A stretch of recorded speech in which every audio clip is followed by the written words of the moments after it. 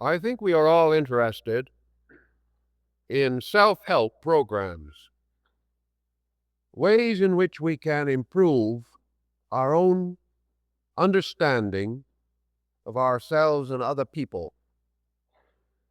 These programs have led to a wide variety of systems and a considerable literature available to persons who wish to study the complex natures of their own minds and emotions.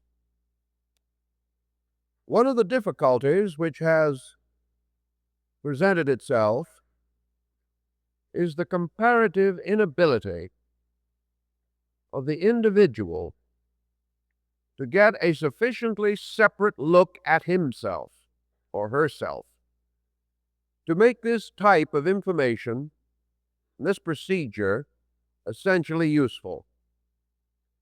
After all, we seek the remedy with the same faculties that caused the trouble.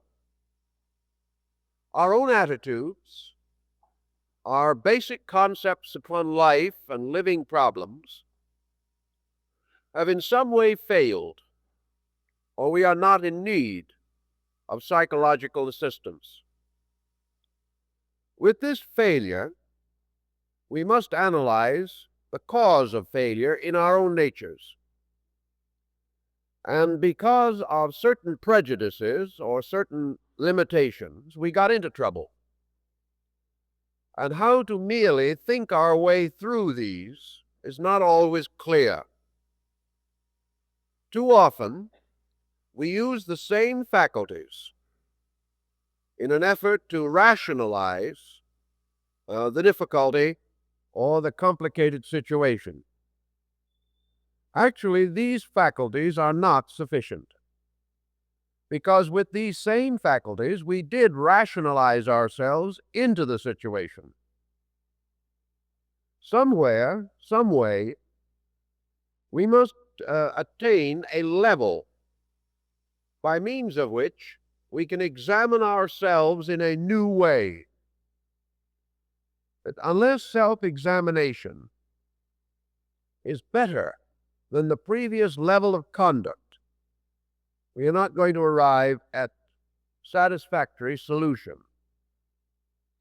We can affirm for almost everyone that we live in the midst of a degree of confusion. We sense constantly that we lack something that is necessary to self-guidance.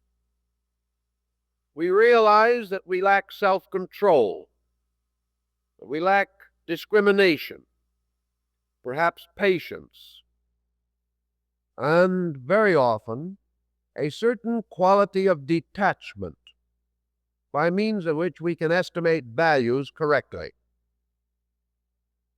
Nearly everyone is in trouble because of too much attachment. And this attachment problem extends over nearly every field of human endeavor. Some individuals are too much attached to the world in which they live. Others are too much attached to their own internal psychic lives. A great many are attached to their opinions, others to their convictions, which are opinions greatly intensified by some overvalue. Some are attached to their hopes, others to their fears.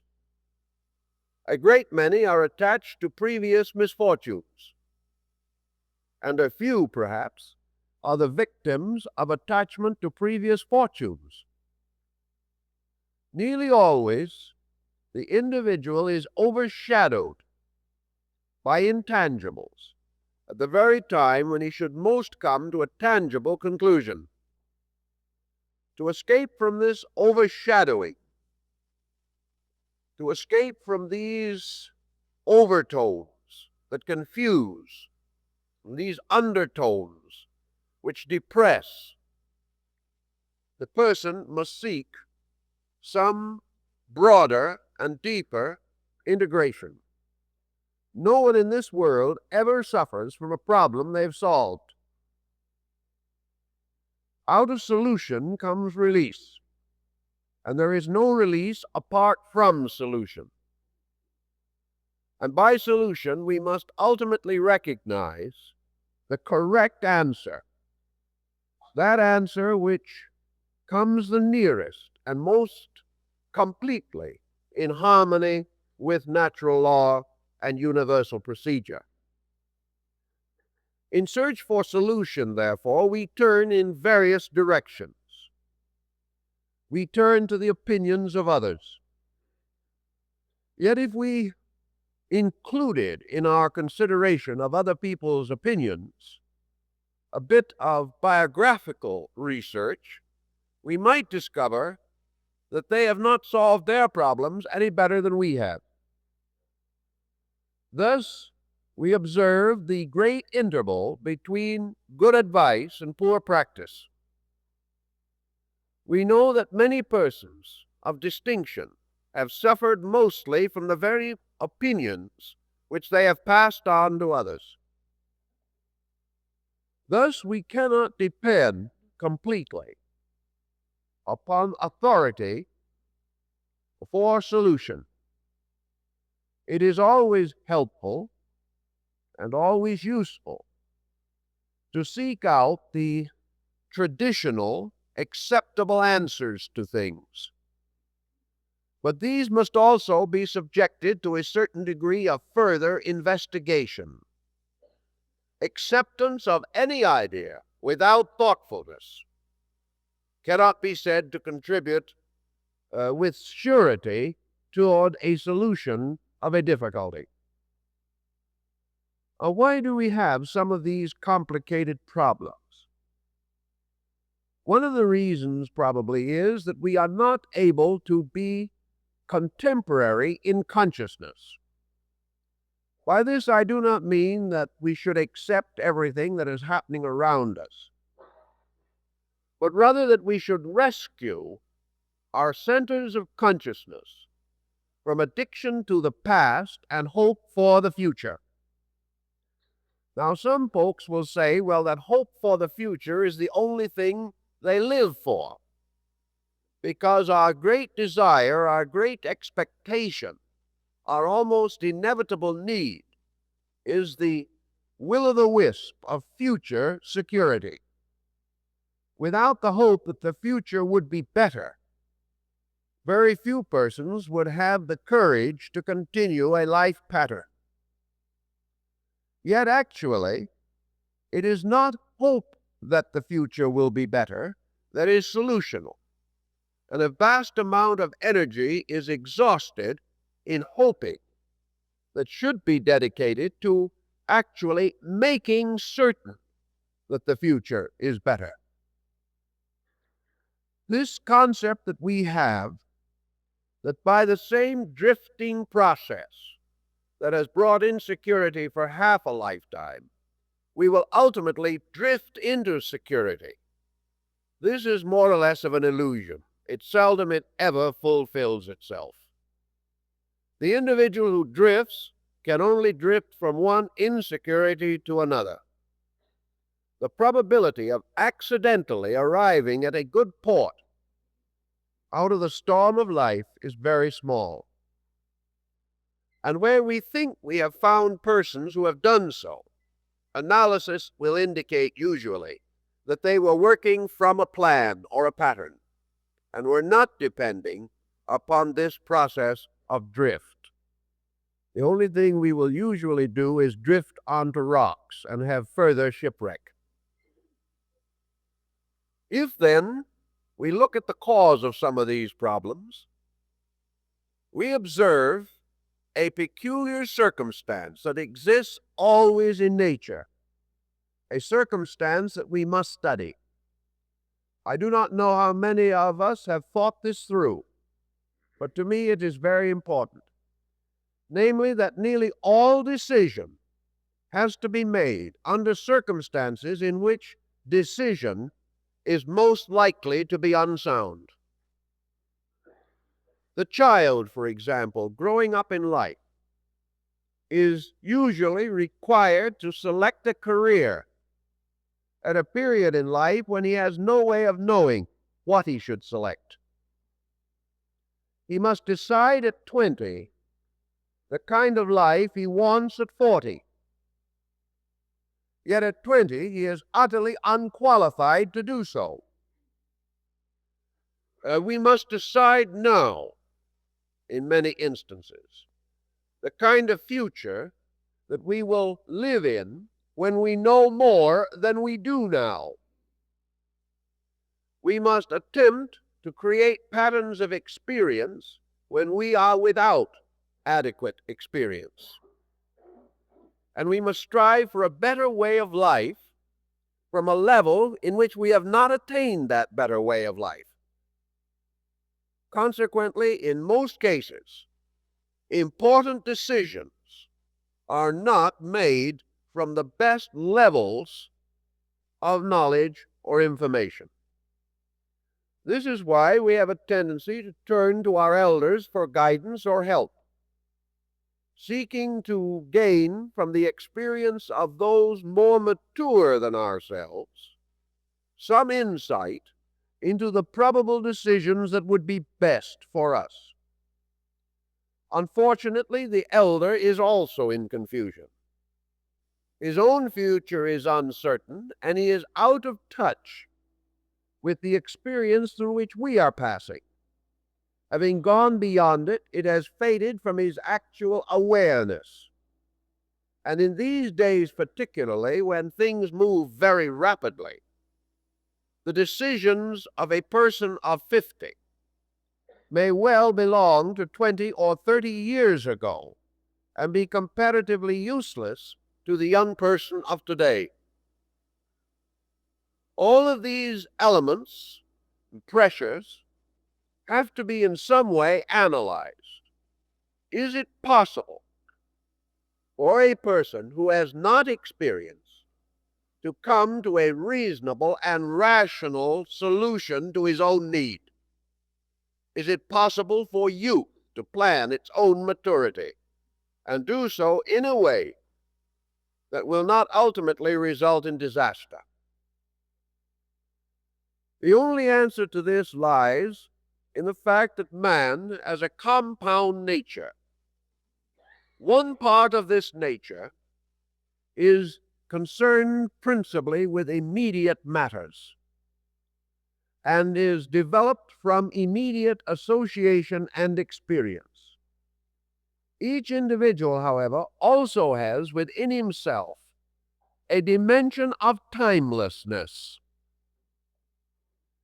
Therefore, we have to regard decision as occurring on two levels. One is a level based upon emergency and immediacy, as it is now. The other type of decision must be based upon timeless value.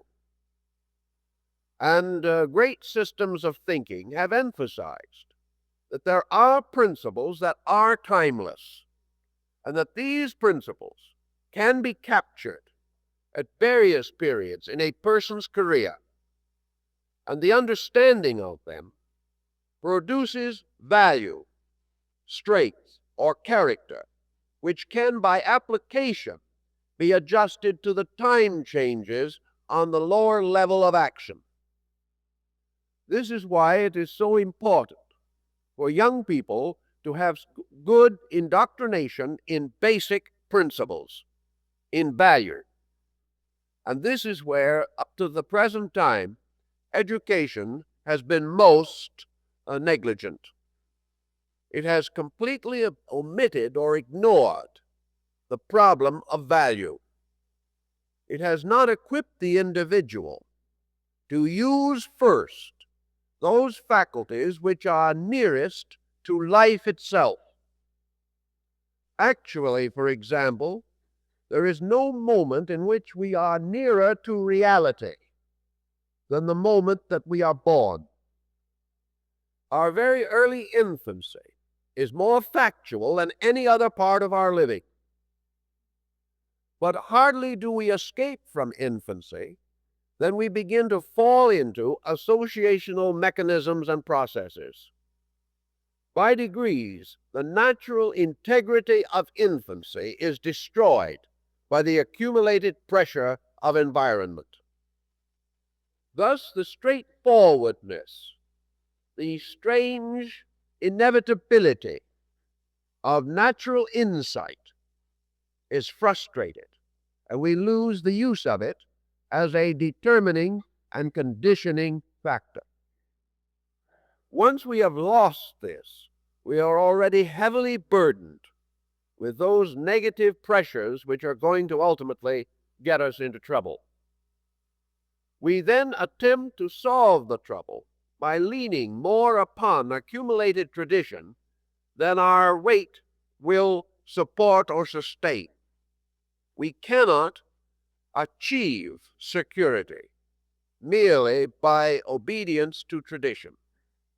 Psychology, working with the individual, finds what they term an unadjusted person. This is a person who does not fit into the pattern of things. Therefore, the immediate effort to overcome this unadjusted state, to strengthen adjustment, to bring the person into conformity with the world in which he lives. To do this, he must be brought into conformity with a world of suffering. And in order to be in conformity with a world of suffering, he also must suffer. And by attaining a sufficient and significant degree of personal misfortune, he becomes like everyone else. Out of this, of course, come then the dilemmas of his own existence. And he discovers that he is tied to society by common dilemma, rather than by any positive understanding of value. Trying to find a solution to this causes the person to turn into himself. Why is he in this condition? How is he going to escape from the misfortunes of life and at the same time preserve any happiness which he may have accomplished? The average person's life is not one long interlude of misery. It has some delightful spots in it. If he is an optimist, he will forget the misery. If he is a pessimist, he will forget the bright places. But life is actually a series of experiences, some of which we wish to remember, and others which we hope to forget. Out of this mixed situation, other values begin also to become apparent. One is that because we do enjoy certain happiness and have certain fulfillment which is satisfactory, there must be some things that we are doing reasonably well. Then there are other things which, no matter how difficult they appear, still seemingly we can face with a good hope. But most of all, there is a core of unsolved problem which hangs over our heads like the sword of Damocles, or in international affairs hangs over the peace of the world as an eternal threat of war.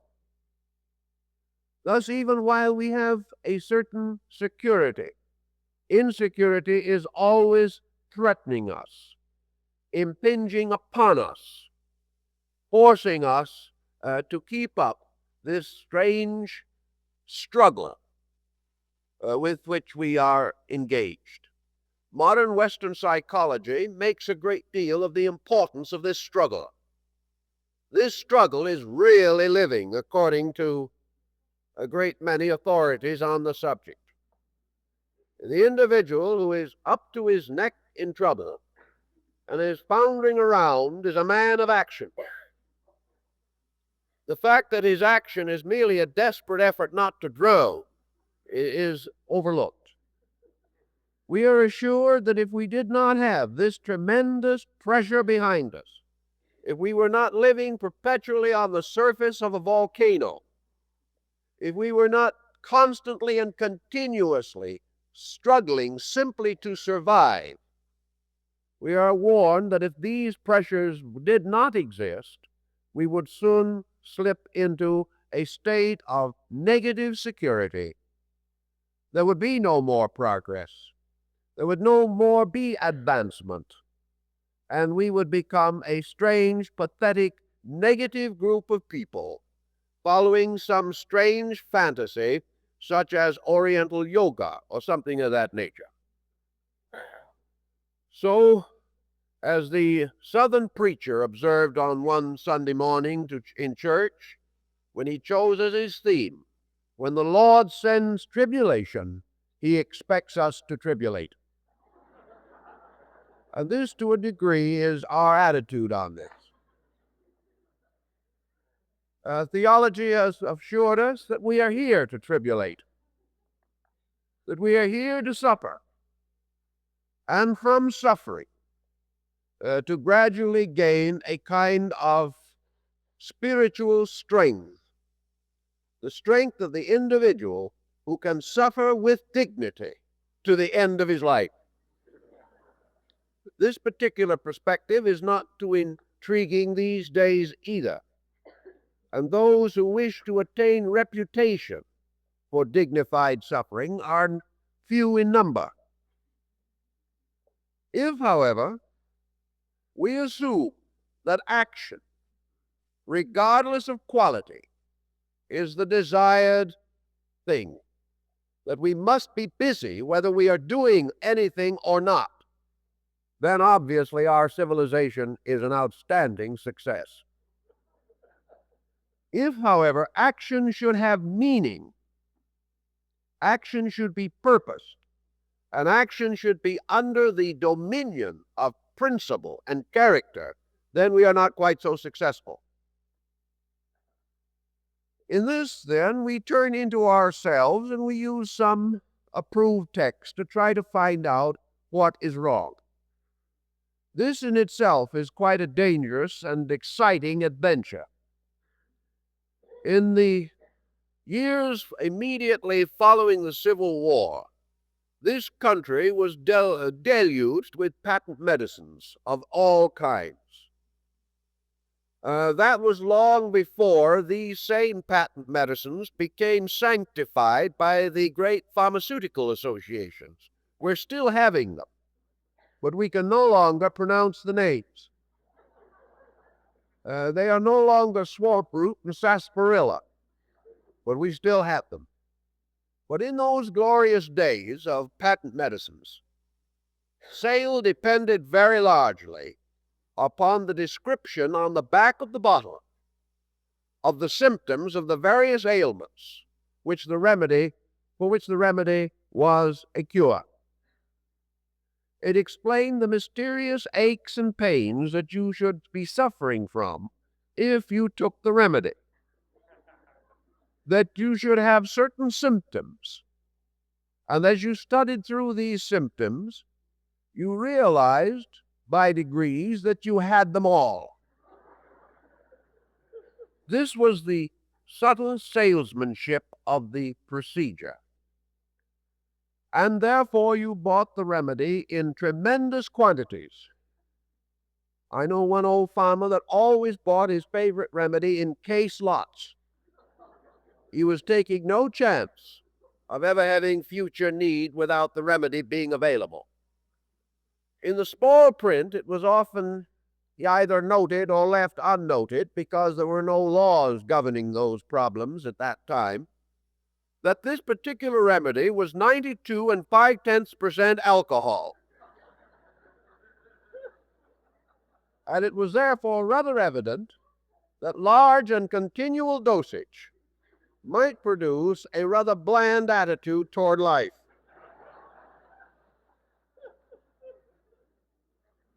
In the same way, on a different level, we are not reading the symptoms on the bottle, we are reading the symptoms on the printed page.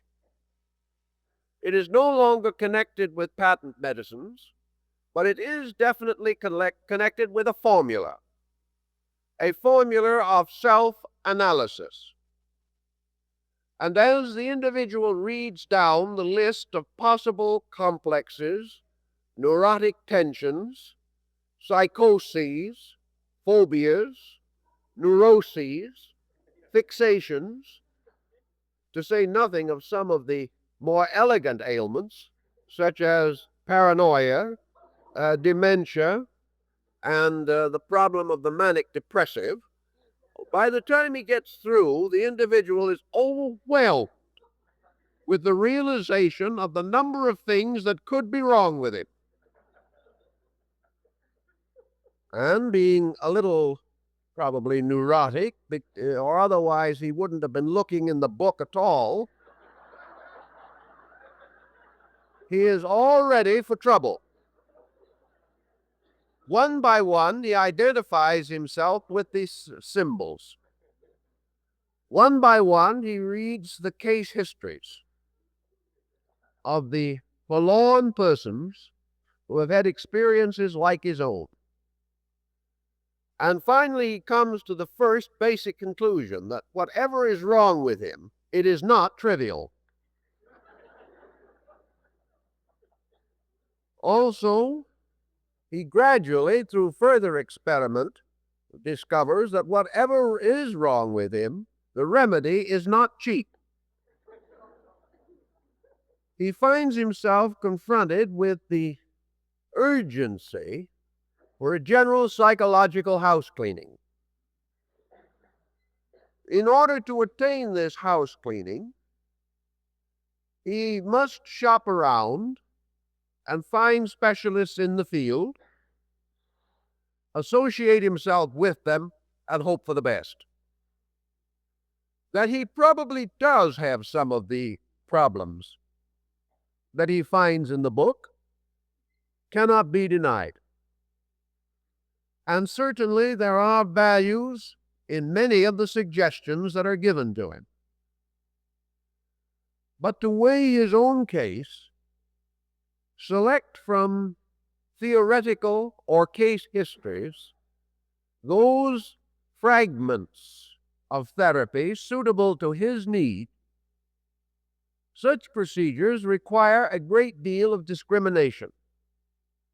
And if he had had that much discrimination, he probably would not need the remedy. He is seeking to develop discrimination in the presence of ailments due to the lack thereof. This can be a basis of great stress and strain, not only to the person, but to his friends, relatives, and associates. He has a tendency to become more and more fixed upon his own ailments. And the remedy in this case is so much more complicated than the old swamp root that served so many uses for his ancestors, that it is difficult for him to arrive at proper conclusions.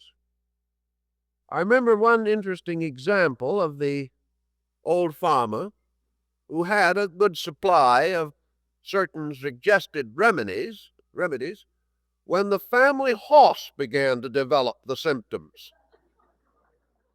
The instinct was that if it was good for man, it was good for beast, to give it to the horse.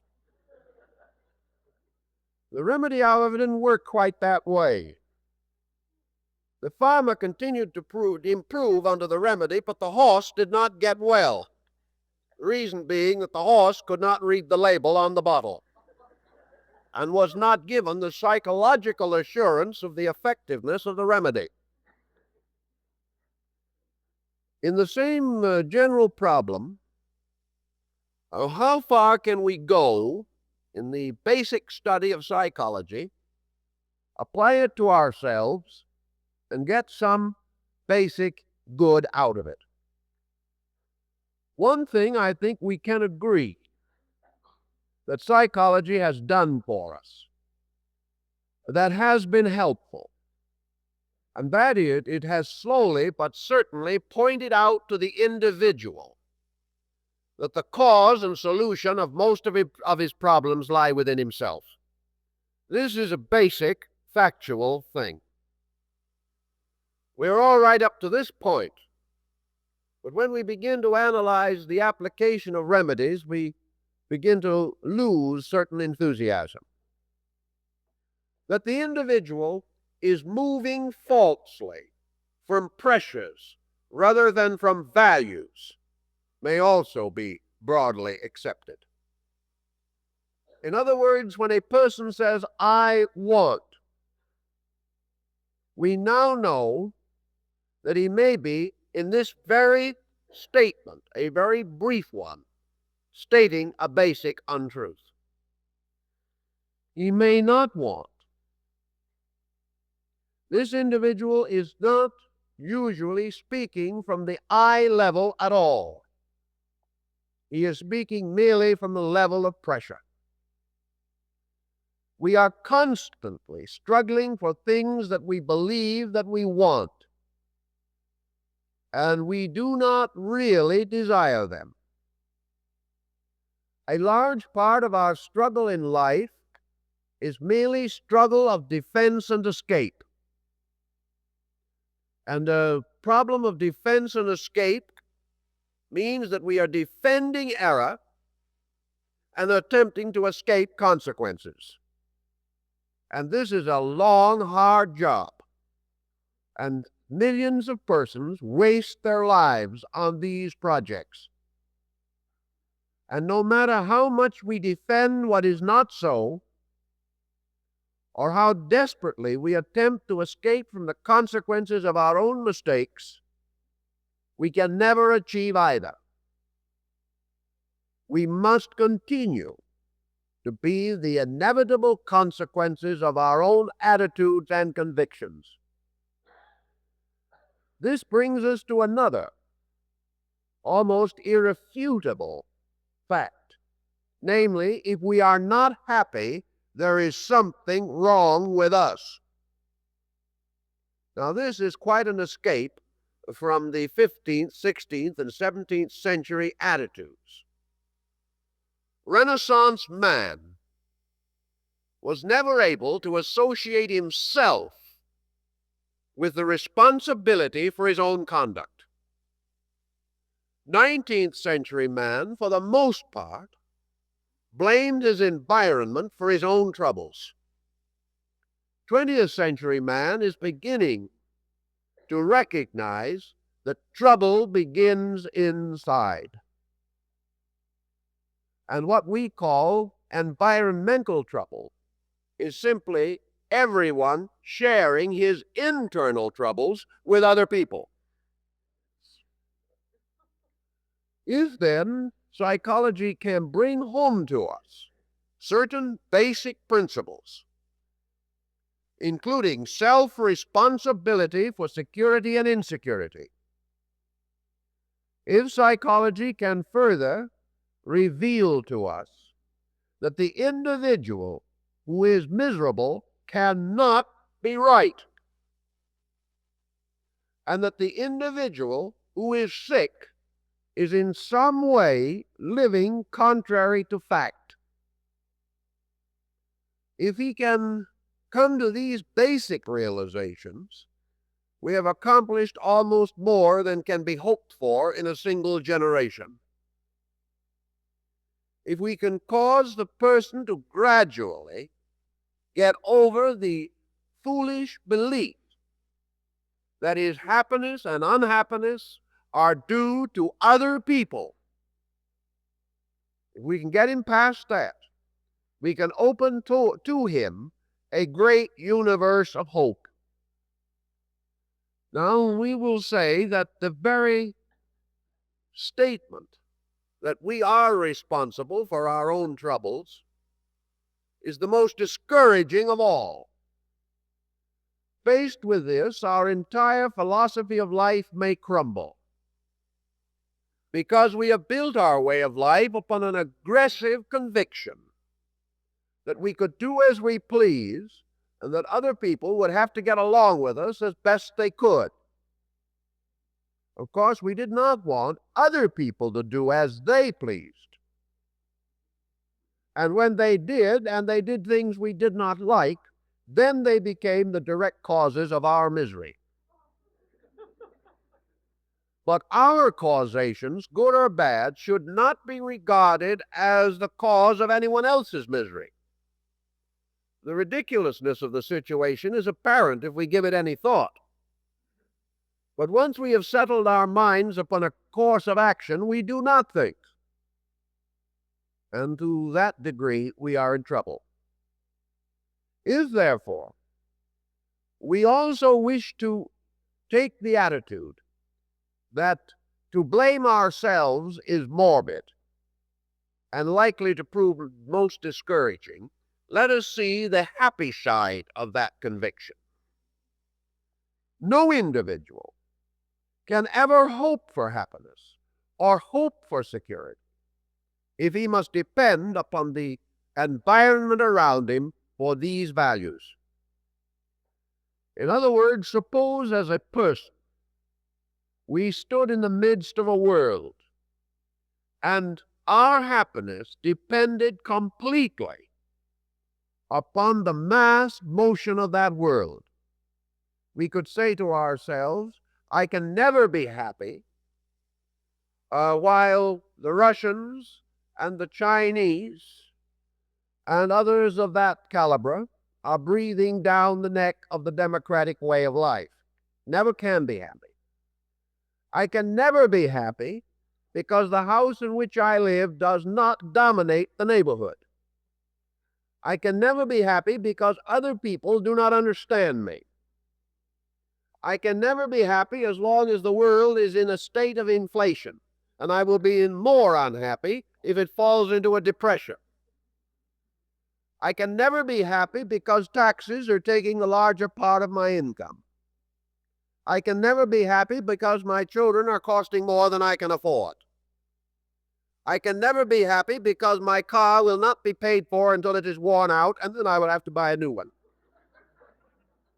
My happiness being bound entirely to the opinions of my friends, the advice of my mother-in-law, and other related matters, how do we ever expect to be happy under those conditions? Do we really believe that all the people in the world who disagree with us are either going to reform or fall dead? Do we honestly think that the business in which we work and against which we complain at all times except while we are collecting the paycheck, that this business is suddenly going to change and become the beautiful idealistic structure we have dreamed of? Do we actually believe that we can move out of it and move into another business and be much better off? Perhaps occasionally, but not with certainty. Therefore, if the way other people treat us is the basis of happiness and security, we are sunk. There is no hope. The whole world is not going to change to please us, because it is composed of 2.5 billion human beings waiting constantly for everyone else to change. Say the least, it is going to be most confusing. Now we have also a type of mind in this emergency which sort of cuts the Gordian knot. We have the materialist or the disillusioned realist who says, well, it isn't going to change, nothing is going to happen about it, this is the way it is, so what? There is a certain futility in this attitude also. It is so dynamically futile that even those who are teaching it and preaching it cannot live with it. It is very difficult for a person to accept defeatism totally and say, this is the way it is, this is the way it is going to be. No one can ever do anything about it, except to hope that perhaps 10,000 years from now, technology will solve it. Such is not a good answer. The individual who follows it is not usually any happier because of his disillusionment. Is likely to fall only into cynicism, extreme skepticism, and a generally unpleasant relationship with life. As a result of this attitude, most of your so-called realists in science and even in industry divide their lives sharply into two segments.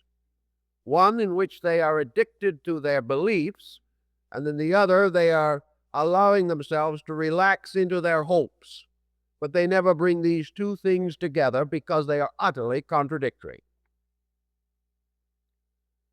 If there is an answer anywhere for these problems, and the problems themselves are infinitely diversified, in spite of the fact that we can divide human problems into approximately 40 situations, we can combine these 40 situations into a group that is legion. No two persons are the same, nor do they bring identically the same resources to any problem, nor is the sequence of problem unfoldment in their lives identical with the same sequence unfoldment in other lives. Consequently, actually, there must be, finally, as many remedies as there are persons. And while we can achieve certain broad patterns, there is only one person in the world capable of understanding us, and that's ourselves.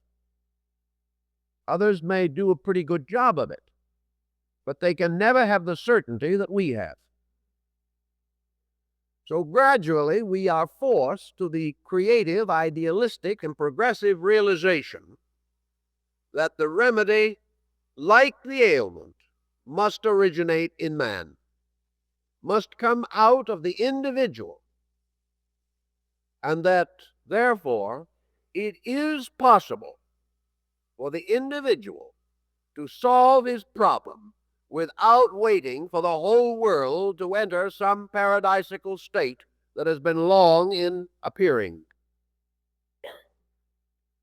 Therefore, we are not actually in a terrible discouragement when we take the attitude of self-responsibility. We are beginning to face the only answer that can possibly work. On all this point of view, psychology is laying more and more stress.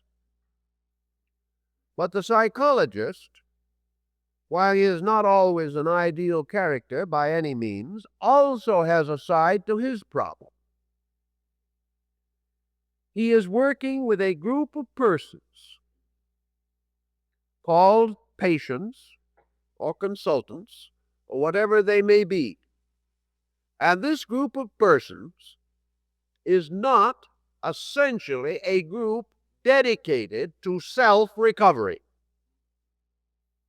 The individual does not want to place his life on a solid foundation. What he really wants is to have unpleasant symptoms removed and to continue to do the things he has always done, whether they be right or wrong. The idea of imposing a kind of discipline upon ourselves leaves us cold. We have had the feeling that while we were in school and while we were children and while we were forced to accept discipline, we had all we wanted. And that one of the symptoms of maturity is that no one else can tell us anything.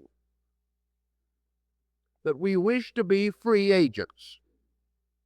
That we wish to do as we please. With this to work with, the psychiatrist, the psychologist, the doctor is against a very desperate situation.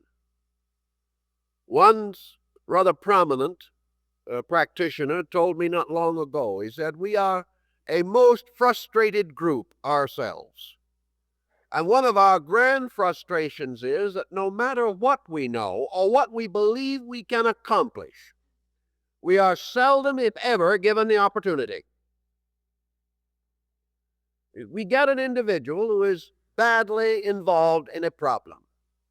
He talks about it. He gets it out of his system. We've just about begin to see something we might be able to do for him. But because he's talked it out of his system, and because he believes we are magicians and not physicians, he begins to feel a little better. So we never see him again. And this is not only the person whose means perhaps force him to stop treatment. Among those who we never see again are those to whom the cost of psychological work means nothing. They are simply not interested in any more than the alleviation of a dominant symptom. If you can block that symptom, if you can give them a psychological equivalent to an aspirin tablet, they are completely satisfied. They are almost afraid that they might be educated into a better way of life. And that might cause them to be forced to give up certain practices, policies, or attitudes which they wish to continue to have. And the most common attitude that people want to protect is the attitude that others are responsible for their trouble. They never want to be educated out of that. They never want to take the final step toward emancipation by assuming full responsibility for conduct. This is too large a challenge. And one of the reasons why it is too large a challenge is because the average person, throughout his educational and early professional or business experience, has never been instructed in how to handle himself as a being, how to integrate his own resources. So the subject comes to him as more difficult than calculus would be to a kindergarten student. He is simply not equipped for the problem. Now, recognizing this phase of it, which is positive and is factual, we then turn to the negative phase. Most persons are in trouble essentially because of fear. Fear is the foundation impulse behind both defense and escape. The individual who is not in a reasonably normal pattern is afraid of something. He may be afraid of himself, afraid of other people, afraid of circumstances. He may be afraid of society. He may also simply be afraid to be a person, because if he becomes an individual, he may lose adjustment with the collective. He is afraid to be better than other people, because it will open him perhaps even to ridicule. He is afraid to be worse than other people, simply because it is likely to land him in jail. He is afraid. And out of this fear, he develops a chain of weakness reactions. Reactions which are constantly tearing down whatever courage he may have, and forcing him to seek some kind of solace of an imaginary or escape nature or kind. If this person, with forebodings and misgivings, becomes too involved in psychological thought without leadership or direction or control, he is apt merely to become more and more aware of what could be wrong with him, more and more concerned over the probable development of his own symptoms. The most difficult person in the world to treat when he is sick is a doctor, because he knows too much about his own symptoms. And as one said to me, he hasn't quite as much faith in the medical profession as an outsider might have. These problems affect also in the psychological field. Many psychologists who are sincere people are completely nonplussed when the would-be patient proceeds to analyze himself out of some popular publication. He begins to tell the psychologist what is wrong with him, which is embarrassing, because it probably is not right. But if the psychologist does not agree, in all probabilities, the patient will search for advice elsewhere. He is going to regard himself as more correct than the professional who may know what he is doing. As a result of this kind of situation, we have on all fields of therapy today the patient who comes to the doctor and demands certain medication, whether he needs it or not, because he's read about it, because he's heard about it, and because his neighbors recommend it strongly. Out of this has come a great deal of tragedy. On the psychological level, a little knowledge can truly be a dangerous thing, because it does not give us an adequate perspective on things. One simple example is the materialistic textbook, which tries to explain the origin of our troubles. It proceeds to go back into heredity.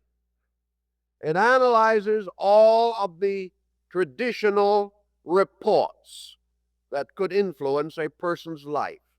It then goes into childhood environment, searching out all kinds of difficult situations which might have contributed to the difficulty.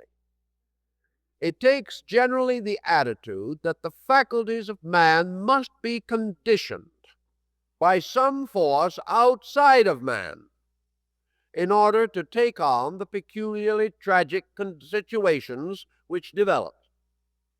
Out of all of this, therefore, the patient comes up with a tremendous sense of injustice.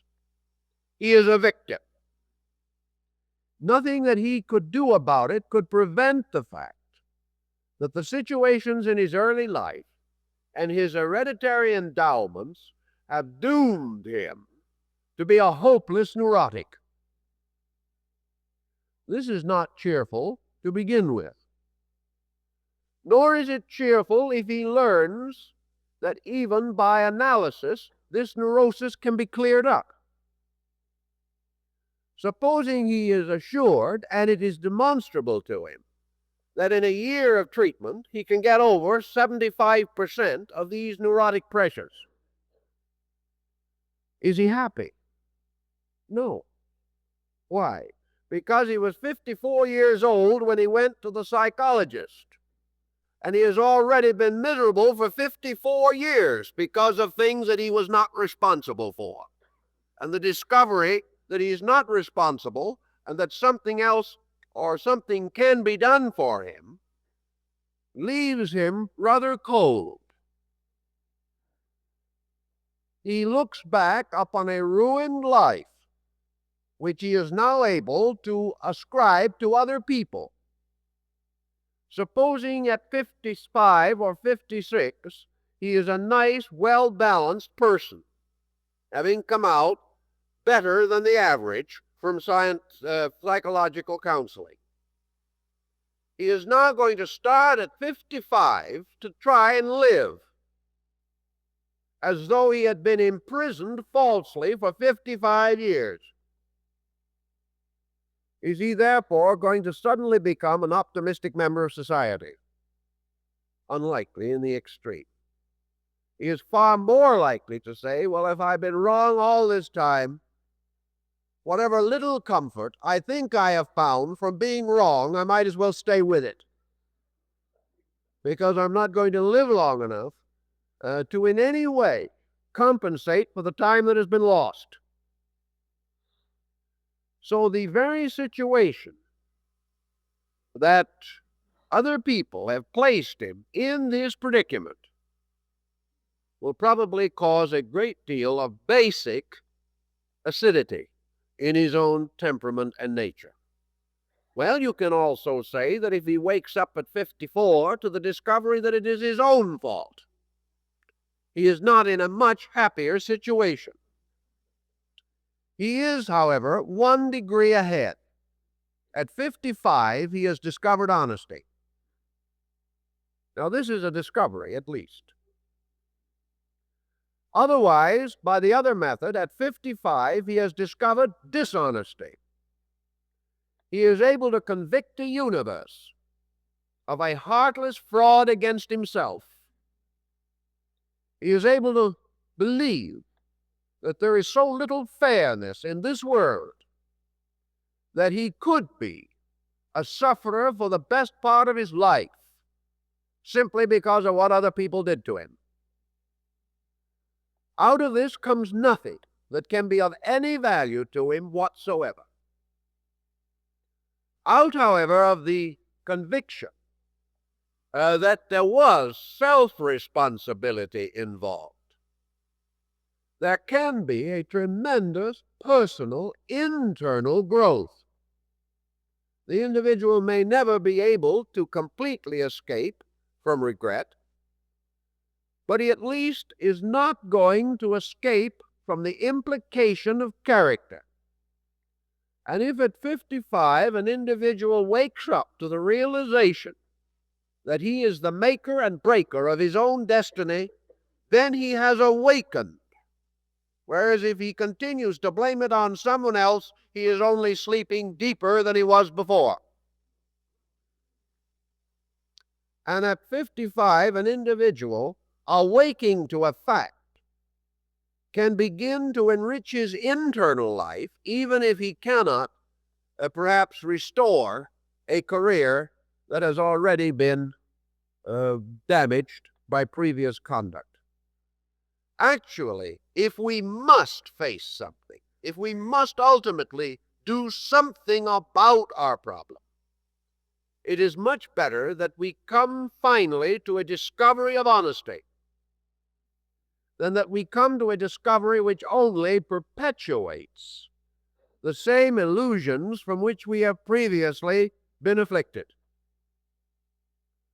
Thus, it is not, in my thinking, too wise for the individual to try to use psychological technique as a means of continuing to prove that he is the victim of circumstances.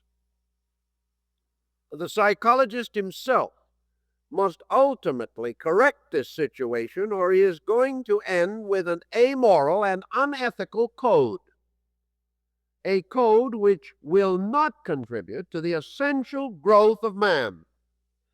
It may help over an emergency, as a dangerous drug may save a life. But a dangerous drug cannot actually assure the individual of future health. And if continued beyond a certain degree, the drug itself may prove fatal. We cannot, therefore, depend upon this type of therapy, nor should we allow it to come in upon our own lives, causing us to come to an invalid conclusion, the conclusion that we have functioned from and been miserable with for years, namely that other people are to blame. How then can we perhaps work into a more constructive relationship? What can we do in the form of psychoanalysis in order to find some available means of correcting a problem? Naturally, we don't read these books and we do not study these systems just for fun. We are looking for something. And to look means we recognize a need. If we recognize a need, we must also have enough courage or enough conviction to act according to our own discovery. Why it is that we can learn so much and do so little has been one of the riddles of the ages. It is simply that we have never put our hearts really into self-improvement. We have always been much more interested in the improvement of others. And in this case, it is not as unselfish as it sounds. because this improvement of others becomes a substitution for our failure to improve ourselves. And in order that life may not appear to be totally fruitless, we wish to appear to have helped somebody else. But we have never solved the great center which needed help most, our own natures. If you have noticed, and you probably have, that most persons under psychic pressure or under psychic stress exhibit a wide variety of tension symptoms. They are mostly nervous wrecks. There are other varieties, but these certainly are the more common. They are persons tired out, worn out. They are persons inclined to constantly discuss themselves as far as their miseries, misfortunes, and reverses are concerned. They are loaded with self-pity. And no matter what happens, it is not important unless it can be applied to themselves in a negative way. Every common disaster reminds them of their own private disaster. And every bit of good news coming to someone else is a further tragedy. These people resent the happiness of others because they do not have it themselves. If they actually changed place with the person of whom they are resenting, they would immediately be just as miserable as they are now. Experience with these people, and of course they, like all other kinds, come in families, and therefore are a problem for their relatives.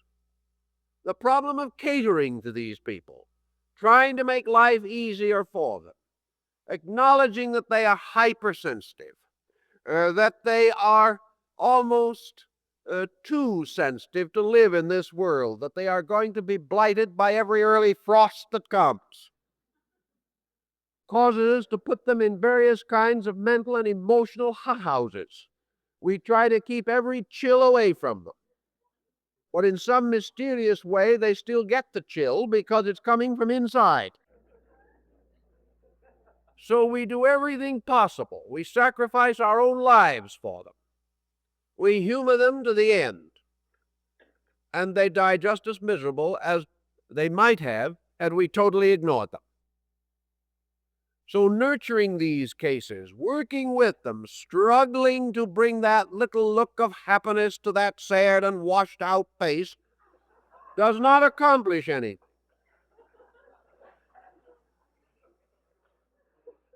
Even if they finally smile, it is only through the smile that they tell us that all this reminds them of how much they have previously suffered. Consequently, you cannot solve it by such procedure, and no one has ever been able to. That these problems must be faced by the individual with a certain directness, we know, and being martyred to these neurotic tensions of others hasn't helped them and has probably helped to build similar tensions in ourselves. So the world consists of the martyred and those who must nurse them, and who thereby become martyrs also, giving up their own lives sometimes simply to protect some unreasonable and outrageous individual.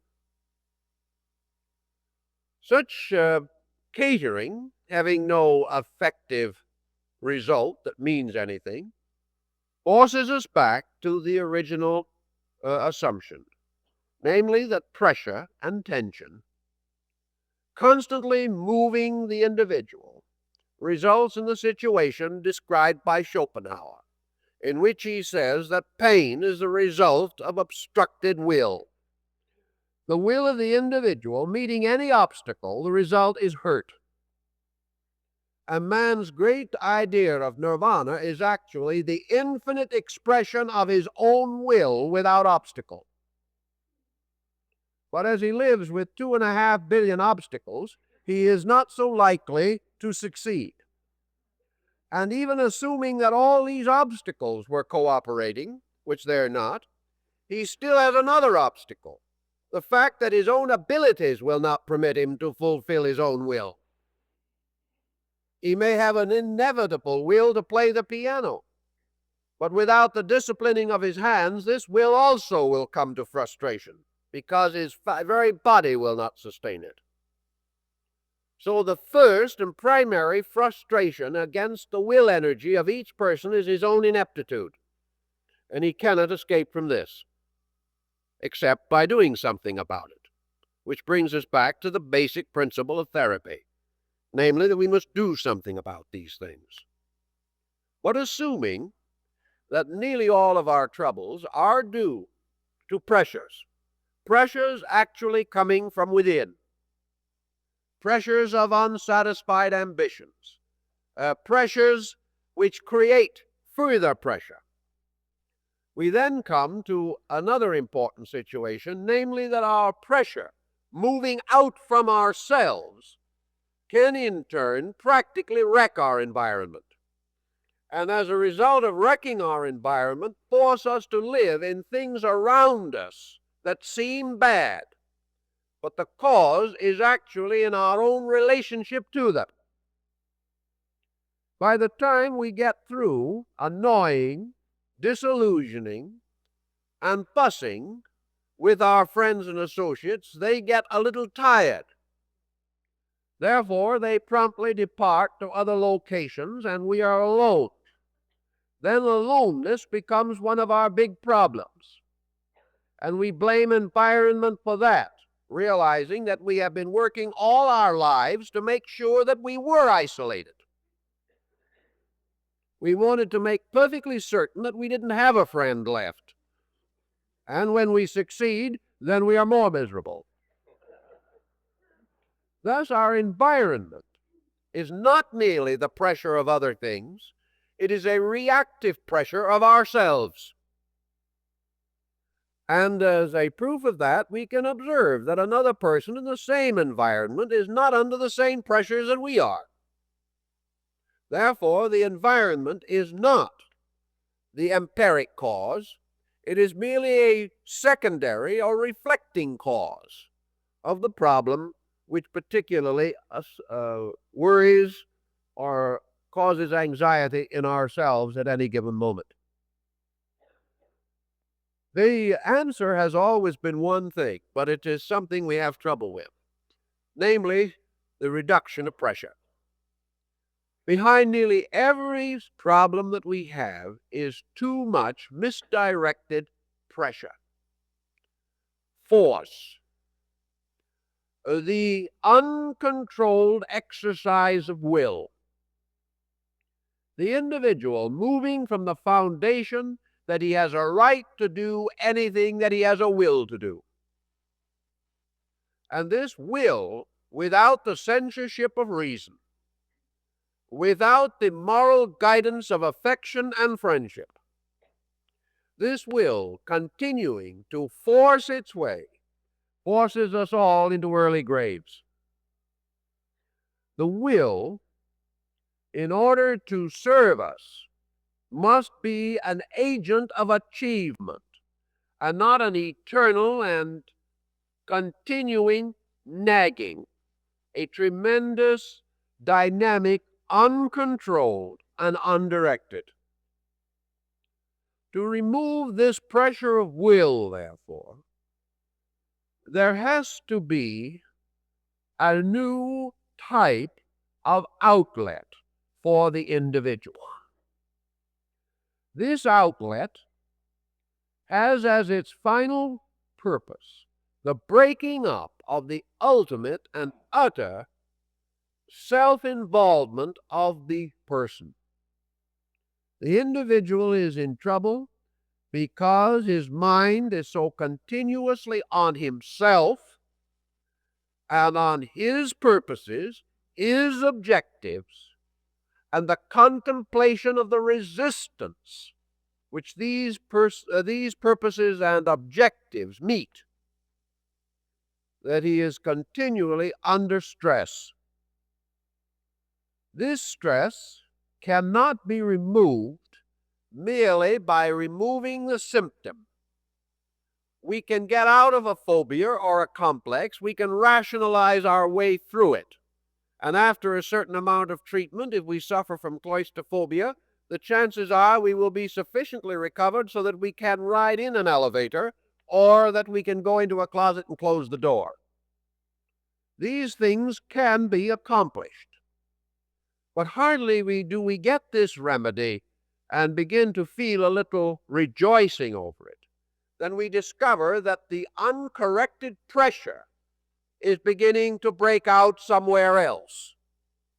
We recover from the claustrophobia only to discover that we are developing alcoholism, or that instead of being afraid of the closed room, we are suddenly afraid of our neighbors or afraid of other situations around us in daily life. Thus, the pressure, not having been cured at its root, merely takes on new symptoms and adapts itself to some other stress point in our personality. The pressure has not subsided. We have merely corrected one symbolic testimony to that pressure. The reduction of pressure itself has an interesting history. Actually, the purpose of civilization is to reduce pressure. That is the essential purpose of it. First of all, as Cicero tells us, civilization is a condition in which human beings live together for mutual cooperation and mutual helpfulness, and, to a measure, mutual protection. On this foundation, it is the purpose of civilization to make a new arrangement between individuals in which human beings are no longer either enemies nor strangers, but fellow members of a commonwealth of purposes. Thus, the end of civilization is that we may gain a sense of strength from collectivity and no longer be alone in a world of frightening magnitudes. Civilization creates this kind of community coziness. It closes off a certain part of the world and makes it necessary for us to adjust only with an area of values which we gradually come to know and understand. We can't say that this is the ultimate, but it certainly is an immediate factor in connection with the concept of civilization. Now, civilization involves something else. Civilization cannot survive without culture.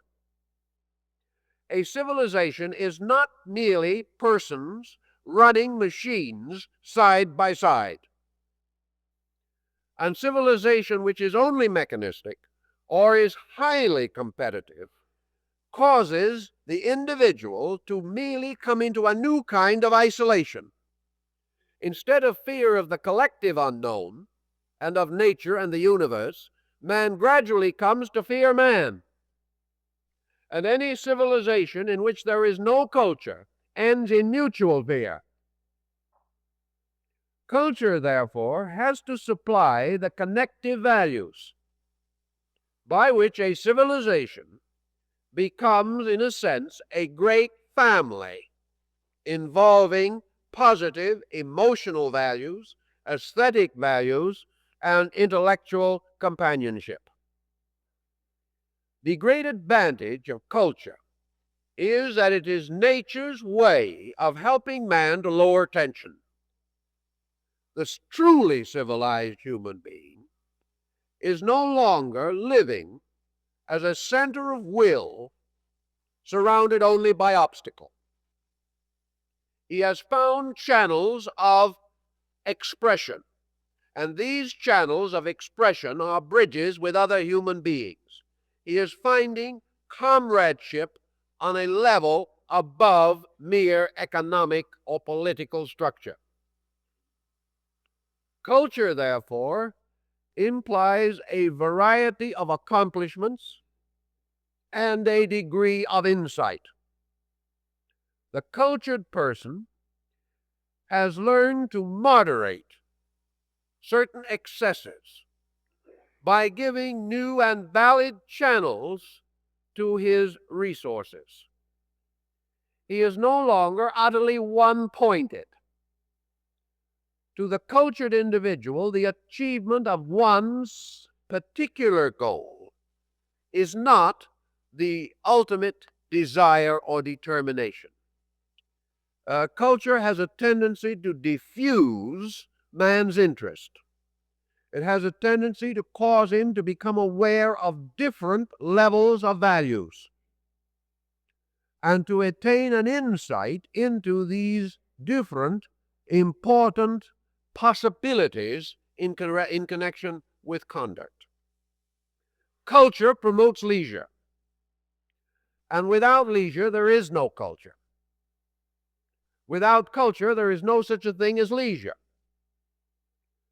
because without culture, time that is not used is simply wasted, and that is not leisure. Leisure is the opportunity of the individual to act without desperation. It is the power to proceed, to express self without force. Leisure, therefore, is not a driving thing. It is a persuasive thing. It invites the person to let down pressures and be himself. And between man and normalcy, in most cases, there is simply this formula: we must let down pressure and be self. This is a little confusing, however, because most persons consider pressure to be self. I'm alive, therefore I am ambitious. But in the end, I am ambitious, therefore ultimately I will not be alive. It doesn't work as well as we might think. But assuming ourselves to be merely centers of pressure, we live only in intensity and fear relaxation more than we fear death. The reason why we fear relaxation is simply because we are not able to relax into a cultural state. We relax into a barbarism. We relax into a primitive savagery because with all of our tension, we have never had an opportunity or an inclination to build personal character. Without character, we cannot use leisure. Our answer, then, is a long-range program. Not one in which we merely try to adjust our tensions to the tensions of others, but one in which we discover that by the basic lowering of tension, we increase efficiency and decrease many of the ailments from which we are now suffering. And the decrease of tension is a process of self-education. What we need is educational therapy. Or perhaps equally we could say that we need an educated therapy, and a therapy of education. Now, education is a nasty word for most people. Once they've graduated from school, they never want to hear of it again. But education has, unfortunately, so little comparison with schooling that we do not need to be so afraid of the word. When we think of education, the 6th grade should never come to our minds, nor the campus curriculum, for that matter.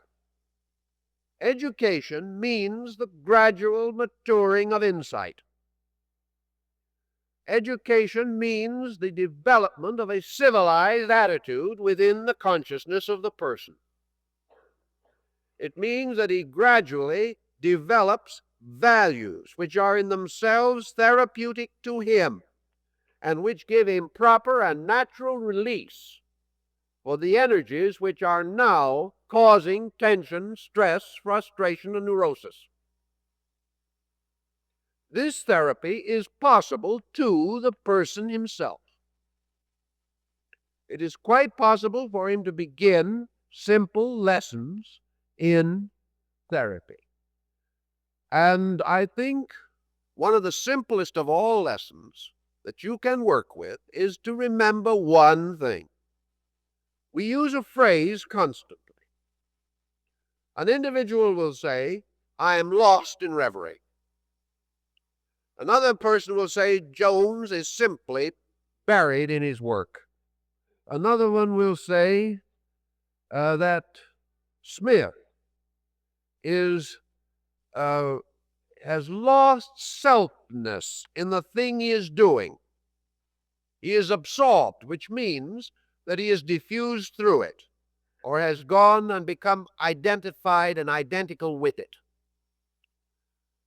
The great value of absorption lies in one thing.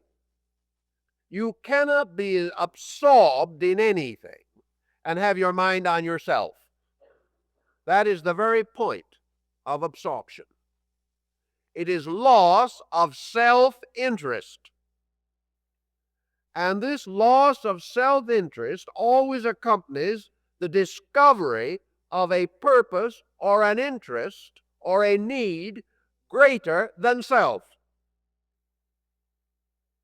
We can never be absorbed in something smaller than we are, any more than we could be drowned in a bucket we could not get into, unless, of course, we wish to fall on our face and dip our head in the bucket.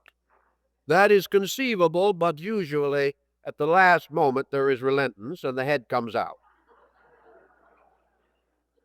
Actually, therefore, to be truly deep in something means that this something is large, larger than ourselves, more ingratiating, more intriguing, more stimulating, more involving than ourselves. Or it is something with which, through our affections or our emotions, we have created an allegiance, which therefore demands a dedication large enough for us to sacrifice self, more or less willingly, to this thing which is bigger. But the most important of all points is this absorption in something bigger. Let's take a very simple example of this. Suppose that you are a great music lover, that the thing you love more than anything in the world is a great symphony. You really are, in heart and soul, a person fond of music. It may be perfectly possible that you are a garage mechanic, or that you are a lawyer, or that you are a businessman, but in your heart and soul you love music. So the symphony time comes, and you buy the season ticket. And you go, and you are particularly pleased with the conductor. You consider the performance to be outstanding, and they are playing a piece for which you have extraordinary fondness. In a very few moments, an experience happens which, because of the very nature of it, you never analyze. And that is that suddenly, in your rapt attention, you are no longer aware of yourself. You are no longer aware that you are listening to the music. Perhaps symbolically, to try to make this more complete, you will automatically or instinctively close your eyes. You want to shut out these things. But suddenly there is only music.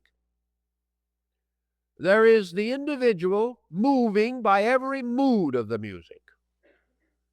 You cannot imagine the person completely enraptured with Beethoven, being aware at that instant that he is driving an unpaid-for automobile. When he goes out and gets it at the parking lot, he may remember that. But while he is listening to that music, he does not remember. While he is listening to that music, he does not remember the bad day at the office. He does not remember the family quarrel. These personal things have ceased because a peculiar rapport has been established and the faculties are totally absorbed in the contemplation of music. Furthermore, this individual is no longer aware that he is trying to listen. The volitional factor of keeping his mind on the music is no longer valid. The only person who has to keep his mind on it is the person who does not understand it. But if there is real sympathy, real understanding, or real acceptance of beauty, the person is not trying to listen. And while this music is being played, the music by Beethoven exists, but the listener does not. He is no longer aware of his own existence. And in this total unawareness of his own existence, he has discovered another thing, that this very state makes his faculties more awake, more responsive, and more inclusive in their cognition than his previous state was. While he was worrying about this, fearing that, wondering about something else, he could not listen. When he truly listens, therefore, he discovers that he achieves a total cognition because he is no longer in his own way. In psychological problem, this total cognition results from absorption in interest outside of and apart from self. It is an available acceptance, and instead of making life smaller, it makes it larger. And it is the basis of true perceiving, of true knowing on every level of cognition. And true knowing is the great therapy against the wrong knowing which makes neurosis possible. Thus, the individual seeking psychotherapy is better to have his mind off of himself than on it. But there is no use in transferring the mind from self to problem. The purpose in every case is that the transference must be upward to something larger, something more valuable, something more essentially real than the level of the problem. The person, therefore, who finds the greatest security in living is the one whose living is meaningful. And to be meaningful, meaning must come above self. When this particular phase of the problem is more emphasized, we will have a preventive psychology that can be important.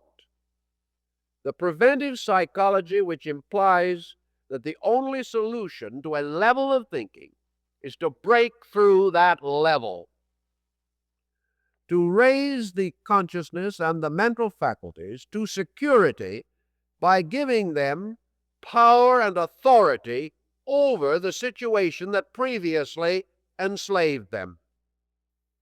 We can always outgrow by enriching the internal value, but we can never outgrow by simply cutting the heads off the dragon. Whereas in the case of the Greek legend, for every head that we cut off, 5 more grow. The only way to destroy this dragon of neurosis is to lower the estimation of self-circumstance in the consciousness and character of the person. He must get over being a totally locked, isolated self. And to do this, he must break through into those things in which the tensions are not present. And through leisure and through culture and through society, through thoughtfulness, the person broadens his world, in this way broadening his sphere of interests. And as these interests draw his attention away from himself, he discovers that he functions better. And that if he can achieve a marked degree of this detachment, his health will improve, his job will be better done, he will have more energy, because his energy will not be diluted by the pressures by which he exhausts it. Thus, in psychology, this problem of self-analysis must also include the dimension of release from self-hypnosis. The person must be in a condition to relax away from the domination and tyranny of self-purpose and recognize a universal purpose, which is therapy for all of his particular ailments. The person who attains friendliness with the universe will not have these pressures, but we can only be a friend when gradually we come to understand. Until then, the universe is a fearsome thing, frightening us. But as our own understanding broadens, its friendliness becomes apparent. We discover that we do not have to fight to live, that nothing that is done requires these mental and emotional pressures, and that the only effective way to do anything is in a relaxed and quiet manner. This gives us discretion, discrimination, and makes available to us the total resources of our own consciousness. Consequently, therapy is useless, essentially, unless the individual is really consecrated in his desire to get over his trouble and is willing to make major changes in his own perspectives in order to achieve security, peace of mind, and peace of heart. If he is willing to do these things, much can be done. Well, there's much more to say, but time is up, so we have to stop.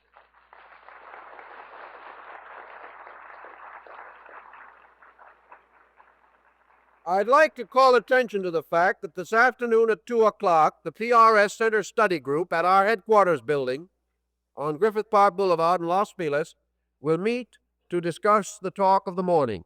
Anyone who would like to participate in this discussion or come and watch others and listen to others discuss, gradually get themselves worked up until they forget themselves and discuss too, we hope that those of you who are interested will come.